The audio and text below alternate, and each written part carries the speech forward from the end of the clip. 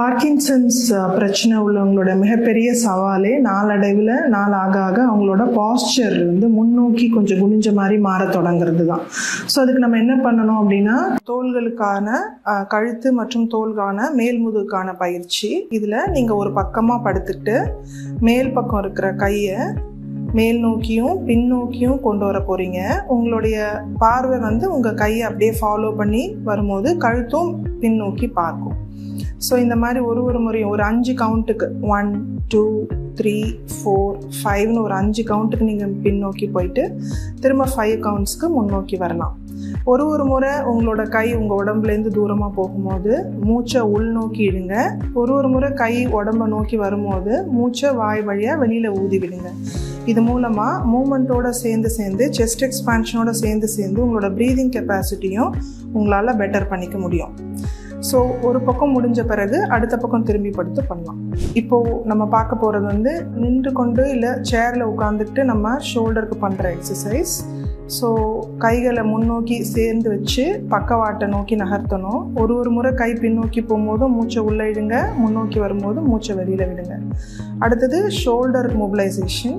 So கைகளை நீட்டி எல்போஸை ஸ்ட்ரைட்டாக வச்சு கிளாக் வைஸ் கடிகார முள் திசையிலையும் அதுக்கு ஆப்போசிட் திசையிலையும் நீங்கள் ஒரு சின்ன ரொட்டேஷனாக பண்ணலாம்.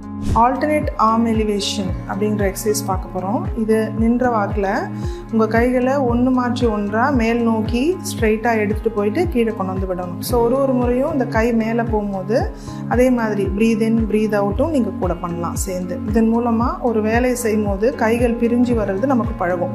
இப்போ நம்ம பார்க்க போகிறது alternate trunk rotation and shoulder rolls. இந்த ட்ரங்க் ரொட்டேஷனுக்காக சேரில் உட்காந்தோ நின்றுக்கிட்டோ நீங்கள் கைகளை முன்னோக்கி இந்த மாதிரி வச்சுக்கிட்டு உங்கள் மேல் உடம்பை மட்டும் லெஃப்ட் ரைட்டுன்னு ஒரு பக்கமாக மெதுவாக திரும்பி லெஃப்ட் சைடில் இருக்கிற ஏதாவது ஒரு விஷயத்தை பார்த்துட்டு திரும்ப நியூட்ரலுக்கு வரணும்.